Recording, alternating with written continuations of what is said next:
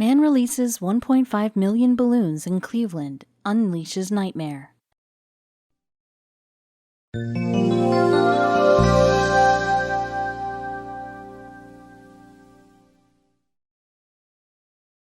Imagine unleashing a horde of balloons on the public, he thought as he smiled and took a step back. His work was beautiful.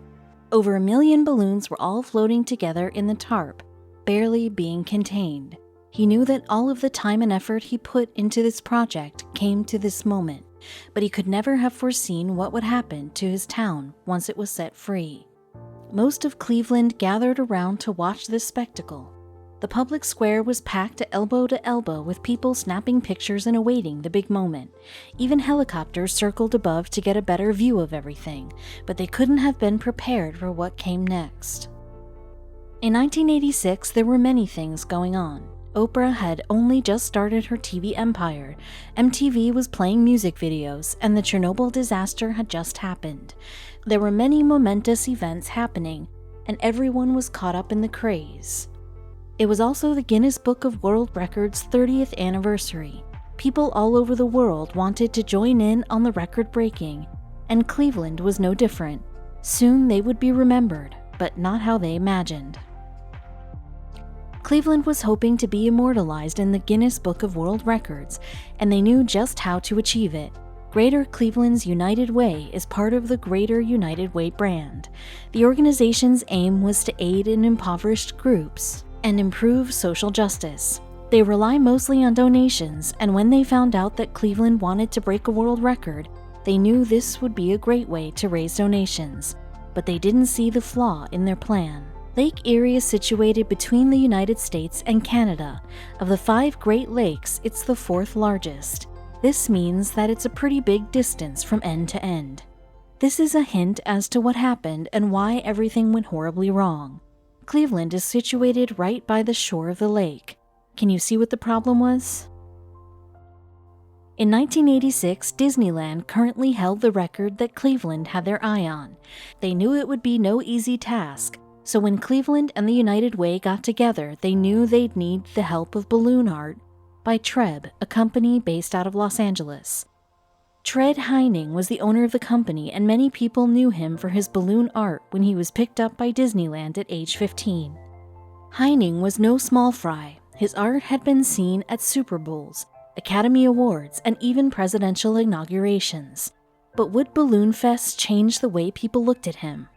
A lot of people falsely believe that at Balloon Fest, citizens took part and released balloons by hand. What was actually the case was that the balloons were housed in a huge structure that cast a dark shadow over the public square. Residents of Cleveland volunteered to fill the balloons. This process took hours, and 2 million people pitched up to help. So once the number of balloons reached 1.5 million, they decided that it was more than enough. No one understood the repercussions that the event would have.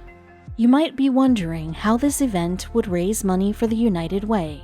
School children were selling sponsorships. $1 worth of sponsorships meant that 2 more balloons would be filled for the project. It was something fun, everybody thought, so they all bought donations.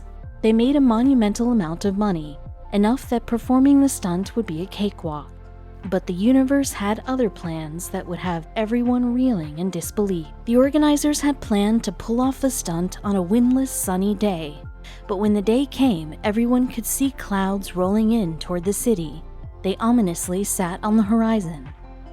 This was their chance to call it off. Perhaps it was a sign from the universe, but nobody paid it any mind, and they went forward with things. As they persevered to start Balloon Fest, the clouds seemed to react by rolling in with reinforcements. Mother Nature wouldn't stand for what was about to happen, but the darkening clouds had a reaction that no one was expecting. The air got icy, and a cold front started rolling in. This would pop the balloons, and it seemed that, against everything, fate didn't want this event to happen. Everyone should have seen the signs. Once someone releases a helium balloon into the atmosphere, it will float upwards and maintain its altitude until the helium escapes. This is where the flaw in the plan was. So no big deal, they'd come right back down. But something else happened at Balloon Fest that was a huge problem, and no one had the foresight to see it coming. When a balloon is hit by cold air and rain, it's pushed towards the ground while being still inflated. This results in the absolute madness that happened in Cleveland. Treb was repeatedly warned by his team that releasing the balloons with these weather conditions could potentially be a bad idea, but Treb wouldn't back off that easily. If you spent all this time preparing the biggest balloon event in the world, would you just call it off?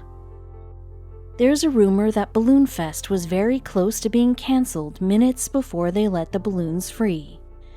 But as you can see, it was too late to let all of this go to waste. What could possibly go wrong?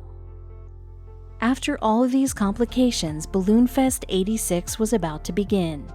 Treb released the balloons earlier than planned to minimize the impact the storm would have on the event. There's no need to say that this didn't work, and now you'll see why.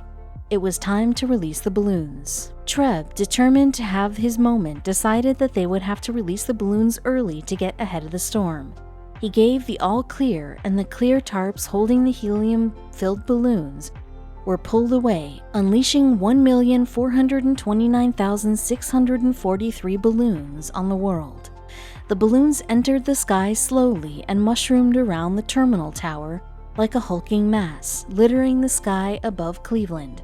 Like colored confetti, cheers and applause erupted from the crowd on the ground, all whooping and hollering at the spectacular sight above, unaware that they had all made a terrible mistake. Without a doubt, the scenery was spectacular. Remember that there were 1,429,643 balloons being released in the sky at the same time. Even though the view was impressive, no one could have prepared Cleveland for what happened after that moment. Remember Cleveland's location? Remember the huge storm and how balloons react with cold air, wind, and rain? What you're going to see next totally illustrates how this man unleashed a nightmare in Cleveland. Cleveland remembers that day with terror. It was apparent that this event would be a turning point in Cleveland's history. Only imagine how much money would Cleveland have to pay because of the destruction that was caused by the event. Wait until you see the aftermath. The policemen flying above the event had kept their distance, anticipating the balloons to rise like a single column, but when the wind picked up, buffeting the mass of floating orbs about and scattering them downwind, they were flying blind. Thankfully, the officials were specially trained to fly in difficult conditions. They managed to navigate their helicopters out of the mushroom cloud above Cleveland, but the trouble that the balloon release was about to cause was only just beginning. When helium-filled balloons rise into the stratosphere, they are usually scattered by the wind, but the unusual circumstances that were unfolding were about to become extremely problematic. The cold front that was blowing into Cleveland that morning caused the balloons to be spread over a wider area. But this wasn't the only problem nobody had accounted for. In normal conditions, balloons will soar high into the sky and then begin to expand as the air pressure around them reduces. This expansion stretches the already thin plastic and they explode. Then the plastic remnants fall back down to the ground. But on that day, that was not what happened. Treb Heining and his team had made a monumental miscalculation. They had failed to consider a fundamental and universal law. What goes up must come down. The balloons, obeying the laws of basic physics, did just that. The balloons, still intact, began to rain down on Cleveland. But not only Cleveland, they plummeted down into the streets, into the rivers and the lakes, and into the farmlands. Most of them ended up all the way in Canada, where they littered Lake Erie like a blight of eerily bobbing plastic. But the worst of the fallout was still to come. Canadians and residents in surrounding areas began to send complaints in droves.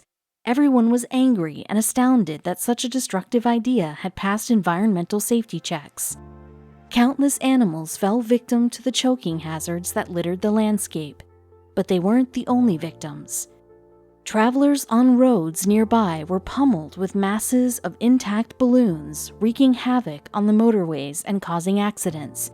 But even more chaos was about to ensue nearby, at the runway at the Burke Lakefront Airport. The still intact mass of balloons had made their way onto the runway, rendering it completely unsafe for use. Planes couldn't land on the landing strip, and the airport declared an emergency and shut down the runway. No planes could leave or enter the airport for an hour. Many flights were canceled, delayed, or diverted, but the balloons hadn't completed their path of destruction yet. In a nearby stable of prized racehorses, the balloons were about to cause absolute mayhem. The horses, seeing the falling colorful orbs descend upon them, went into a frenzy. With nostrils and eyes wide, they were spooked and terrified. They began to stampede. Desperate to escape, they plowed into one another blindly.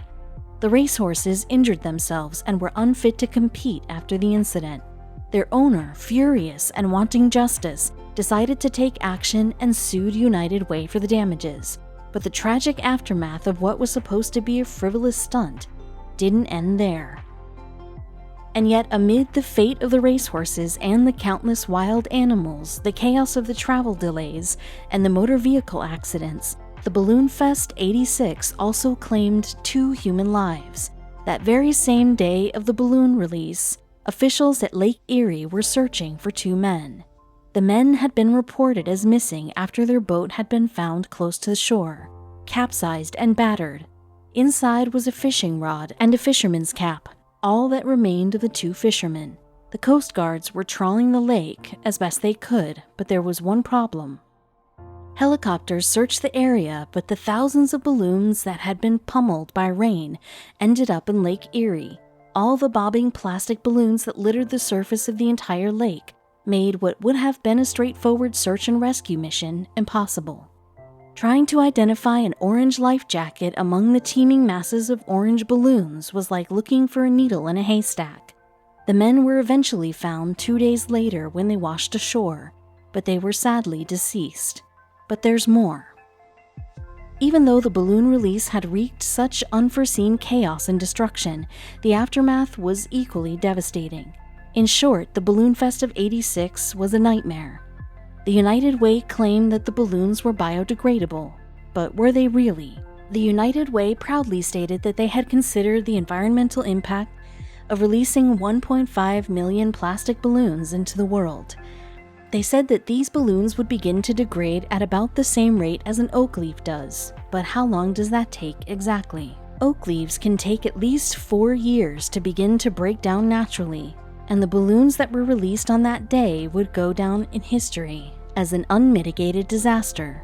It took a year for them to biodegrade fully, leaving Cleveland and nearby regions covered in millions of soggy plastic particles. The balloons of Balloon Fest '86 were also filled with helium to make them rise, but there have been no studies as to what happens when such a large amount of helium is released into the atmosphere. Not only that, but now helium is considered a limited resource. But would the United Way pay for their huge mistakes? The entire utter failure of a PR stunt cost $500,000 in donations. It's not lost on the city of Cleveland that this money could have gone towards something meaningful, such as building a school or a shelter for the homeless. After the massive disaster of Balloon Fest '86, the United Way has changed the way they do things. They no longer organize enormous and frivolous publicity stunts. Needless to say, the organization's reputation was severely damaged after Balloon Fest '86. Between the cost involved to organize and hold the event and the lawsuits they faced in its wake, the United Way made very little money from Balloon Fest '86. Then they had to handle the massive cleanup operations to try and undo some of the environmental damage they had caused. The United Way's stunt also earned them a lot of backlash, from the public and from environmental agencies. The common adage, all publicity is good publicity, didn't apply to the catastrophe that was Balloon Fest '86, and the organization is still dealing with the fallout. People who have never heard of the United Way now knew who they were, thanks to the infamous Balloon Fest, but people were far less inclined to donate their hard-earned cash to an organization that is notorious for polluting the environment. A quick look at the company's earnings from the 1980s simply tries to sweep the incident under the rug, stating, United Way distributed more than $40 million to local agencies in Cleveland in 1984, but failed to meet several annual goals of the mid-1980s. And all for what? The 1988 copy of the Guinness World Book of Records recognizes the event as a world record, largest ever mass balloon release, with 1,429,643 balloons launched.